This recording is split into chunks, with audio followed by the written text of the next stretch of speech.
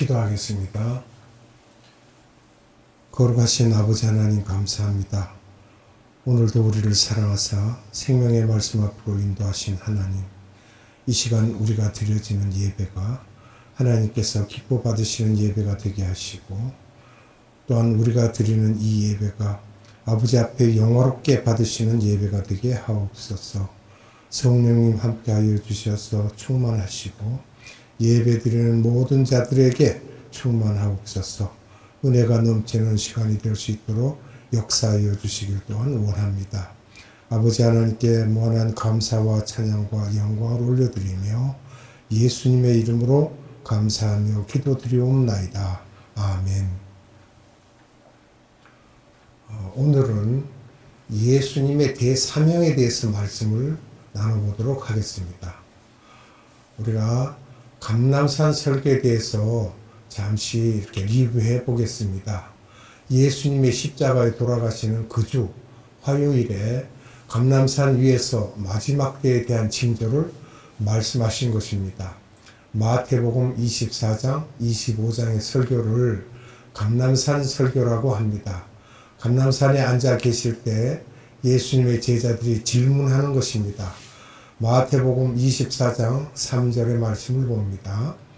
예수께서 감람산 위에 앉으셨을 때에 제자들이 조용히 와서 이르되 우리에게 이르소서 어느 때에 이런 일이 있겠사오며 또 주의 임하심과 세상 끝에는 무슨 징조가 있사오리까. 아멘. 앞으로 내가 재림에 올 때에 이런 일 저런 일이 있을 것이라고 말씀하셨습니다. 예수님께서는 이미 재림해 오실 때에 마귀들이 예수님의 복음에 대하여 마지막 때에 완악한 방법으로 공격해 올 것을 교회를 향하여 세상을 향하여 말씀하신 거죠. 왜냐하면 세상은 하나님이 만들어 놓으신 창조 작품이기 때문에 창조 질서를 공격하는 것 또한 하나님을 공격하는 것과 마찬가지이기 때문에 그렇습니다. 사탄 마귀가 자기들의 마지막 때인 것을 알고 이런 식으로 공격해 올 것을 말씀하시면서 이런 공격이 있을 때가 되면 내가 가까이 온 줄을 알라고 하셨습니다. 그들의 첫 번째 공격을 보면 종교다원주의죠. 기독교 본질에 대한 공격입니다. 마태복음 24장 4절로 5절을 보시면 자세히 기록되어 있고요. 예수님의 보혈의 피로서만 구원을 받을 수 있다라는 것을 희석시키는 말로 다른 종교에도 구원이 있다고 하는 일들이 여기저기에서 일어나겠는데 교회 전체가 그러한 것으로 팽배해질 텐데 그것을 종교다원주의라고 하시면서 이것은 약 200년 전부터 세계 교회 안에서 일어나고 있는 것으로 첫째 징조입니다. 두 번째 공격을 보면요. 난리와 난리, 이게 전쟁이죠. 난리와 난리가 있어야 하되 또 하되가 아니라 꼭 있어야 한다는 말씀입니다. 민족과 민족은 종족과 종족이 싸운다는 것이고 나라와 나라는 정치와 정치적으로 싸운다는 것이며 우리나라는 정치적 이념 때문에 싸우는 것이며 전 세계의 80개의 싸움의 대부분이 종족과 종족 싸움입니다. 세 번째 공격은 기근입니다. 지구 전체가 기근을 겪을 것을 말하고 있습니다. 네 번째 공격은 지진입니다. 왜냐하면 저체에 기근과 지진이 있으리라 했습니다. 그런데 이것이 끝이 아니고 재난의 시작이라고 말씀하셨습니다. 벌스팽스라고 하는데 어머니의 상고와 같다고 하는 것입니다. 엄청난 고통을 말하고 있습니다. 기쁜 소식이 있기 직전의 고통이며 예수님의 재림이 오기 직전에 엄청난 아픔이 있을 것임을 말하시면서 지구 전체가 심지어 자연재해까지 이 때문에 우주 전체가 아픔을 경험한다는 것이며 이 아픔의 시작이라는 것입니다. 끝이 아니고요. 지진에 대한 데이터를 말씀을 드리도록 하겠습니다. 지진은 하나님의 인간을 향한 처벌을 할 때 사용하시는 도구입니다. 혼내실 때. 지구상의 가장 밑에 있는 음부에 있는 라바라는 것이죠. 뜨거운 용해물이 터져 나오는 것이며 그와 같이 가스와 잿더미들이 흘러나오는 것인데 이미 성경에서는 하나님께서 사람들을 혼낼 때 처벌 방법으로 사용하신 것이 지진입니다. 하나님의 자녀와 아닌 자까지 포함해서입니다. 예를 들자면 소돔과 고모라, 노아의 홍수, 아모스 시대에도 아모스 선지자가 말씀을 받은 2년 후에 대지진이 일어났던 것입니다. 지진은 마지막 때에 우리에게 심판이 가까웠음을 보여주는 큰 사인 중에 하나이며 사회의 부패, 종교의 부패성이 있을 때 하나님의 화나신 것에 대한 표현으로 지진을 보여주셨습니다. 음부의 모습을 한번 구경시켜주는 것입니다. 얼마나 무서운지를. 지진은 과거에 많이 일어났지만 특히 지금부터 100여 년 전 20세기에 즉 1900년대죠. 지진의 크기와 빈도가 급속도로 많아졌습니다. 미국에는 이것만 생각하고 연구하는 기관들이 있는데 그런 분들을 지질학 연구기관이라고 합니다. 지진의 강도에 따라 리히터 스케일이라고 하며 보통 우리나라에 있는 지진을 보면 4.5도 정도로 중간 정도의 사이즈로 자주 일어나고 있습니다. 1년에 30, 40번의 지진이 일어나며 한반도도 결코 지진에서 안전한 나라가 아닙니다. 킬러퀘이크라고 해서 7.2도 이상 되는 것에 대하여만 얼마나 있었는지 데이터를 우리가 살펴보면요. 1900년 이전에는 한 번밖에 없었습니다. 큰 지진이죠. 그 다음에 1900년에서 1950년에는 매 10년마다 3번씩 있었다고 보고 있고요. 한국 전쟁 이후 전 세계가 성령의 바람이 더 세게 일어난 때가 1950년 이후인데 그때부터 지진의 강도도 더 강하게 나타난 것을 볼 수 있는데 1950년대 10년 동안에 9번으로 갑자기 늘어났습니다. 1960년대에서는 10년 동안 13번으로 늘어났습니다. 1970년대에는 10년 동안 56번으로 갑자기 더 많이 늘어났고요. 예수님의 말씀이 사회과학적인 측면에서 이루어지는 것을 말씀드리고 있는 것입니다. 1980년대에는 10년 동안 74번 있었습니다. 지진이. 1990년대에는 10년 동안 125번으로 100년 전보다 엄청난 증가율을 보여주고 있습니다. 2000년대 이후에는 일본, IT 등 7.2도 이상의 지진이 자주 일어나고 있는 것을 볼 수 있습니다. 그리고 1997년 뉴욕 타임즈에서는 현재 활화산이 약 1500개가 불타고 있으며 특히 거기서 나오는 가스와 재들이 더 무섭다는 것입니다. 한국의 지진을 살펴보면요. 1996년에 1년 동안에 34번 일어났다고 합니다. 4.5 지진이 있은 후에 한국 지질학 전문가들이 발표한 거죠. 1996년도에는 평년보다 2배가 지진이 더 많았다고 하면서 특히 96년 11월에서 12월 말까지 5번이나 되었으며 앞으로도 이런 일이 더 자주 일어날 것을 말했다고 합니다.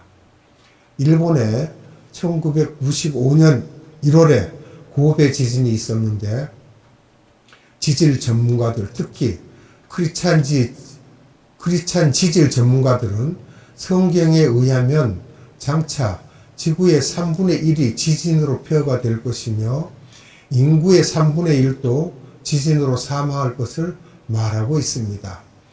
앞으로 이런 지진들이 많이 일어날 텐데 특히 이태리 등 지중해 연화를 보면 복음이 최초에 들어갔던 곳인데 믿음이 자유화되고 떨어지고 있는 곳을 향하여 하나님이 막 흔들고 계십니다.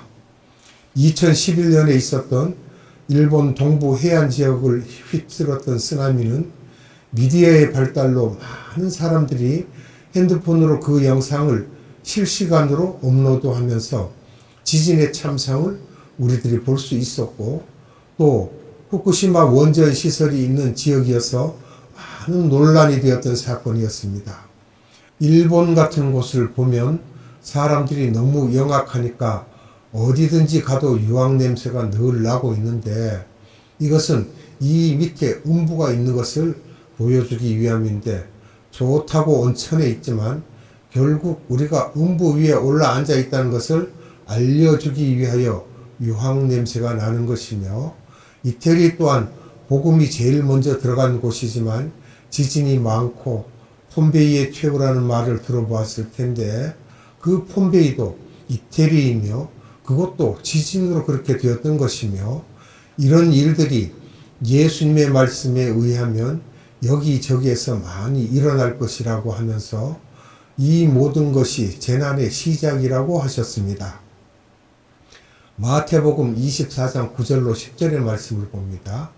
그때 사람들이 너희를 환난에 넘겨주겠으며 너희를 죽이리니 너희가 내 이름 때문에 모든 민족에게 미움을 받으리라. 그때 많은 사람이 실족하게 되어 서로 잡아주고 서로 미워하겠으며. 아멘. 우리 기독교인들은 이런 마지막 때가 되면 어디를 가도 핍박을 받으며 TV를 켜도 우리가 볼만한 것은 없으며 우리를 위한 프로그램이 없습니다. 성령 충만하여 성경 말씀대로 살려고 하면 차를 타고 집을 나가도 갈 곳이 없습니다.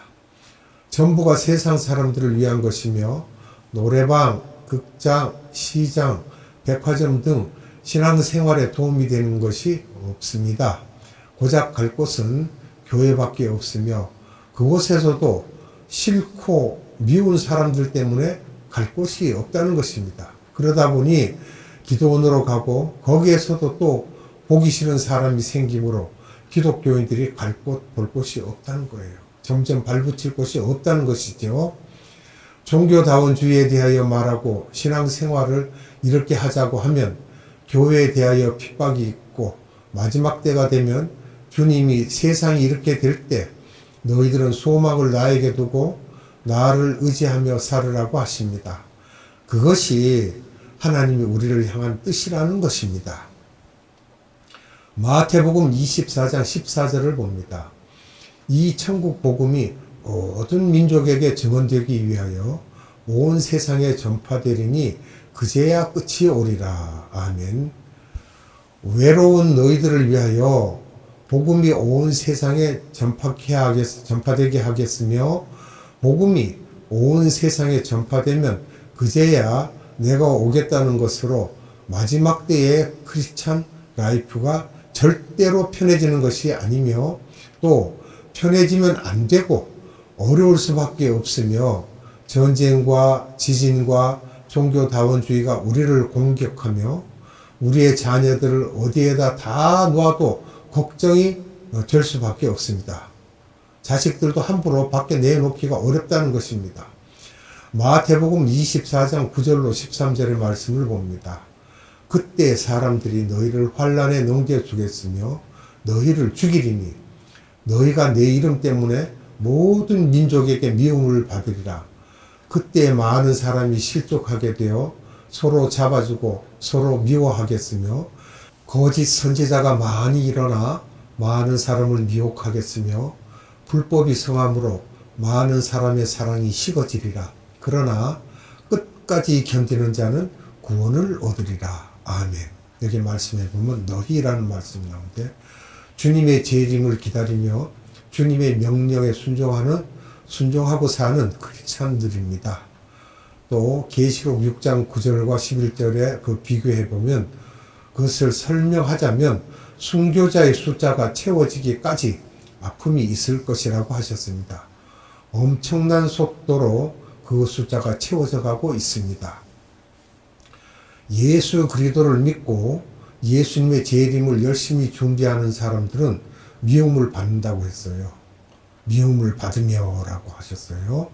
또 마태복음 24장 10절에서 12절에는 세상은 개인주의가 첨예하게 발달하며 이제 그런 일들이 일어난다는 것입니다. 또 구원에 대한 말씀은 마태복음 24장 13절을 보면 기록이 되어 있죠. 원죄의 구원이 아니라 상급에 대한 개념으로 상급을 얻는다는 것입니다. 이어서 오후에 말씀을 드리도록 하겠습니다. 기도하겠습니다. 거룩하신 아버지 하나님 감사합니다. 오늘도 우리에게 생명의 말씀을 주사 우리가 마지막 때에 어떤 일을 겪어야 될지를 자세하게 말씀하여 주셨습니다. 우리는 세상에서 편하게 살기를 원하지만 주님께서 하신 말씀은 그것이 아니고 너희가 환난을 당하나 너희 마음에 있는 근심을 하지 말고 걱정하지 말고 오직 예수 그리스도만 우리가 바라보고 주님이 오실 것을 고대할 때 우리 마음에 평안이 있을 것임을 확증하셨습니다. 그러하오니 아버지 하나님께서 우리에게 주신 이 생명의 말씀으로 우리가 살게 하시고 우리 영혼이 또한 하나님의 살아계신 말씀으로 살게 하시고 오직 세상에 눈을 돌리지 아니하고 우리 영혼에 하나님의 말씀만 가득 채워질 수 있도록 역사하여 주시옵소서. 오늘도 생명의 말씀을 우리에게 주신 하나님께 감사와 찬양과 영광을 올려드리며 예수님의 이름으로 감사하며 기도드리옵나이다. 아멘. 축도로 예배를 마치겠습니다. 지금은 우리 구주 예수 그리스도의 한량없는 은혜와 하나님의 극진하신 사랑하심과 성령님의 감화, 감동, 교통, 역사하심이 오늘 예배드리는 모든 자들의 머리 위에와 저들의 삶터 위에와 이 나라의 많은 교회들 위에와 이 나라의 많은 선교회들 위에와 에바다 국제 선교회 위에 지금으로부터 영원토록 함께 하시기를 예수님의 이름으로 축원하옵나이다. 아멘.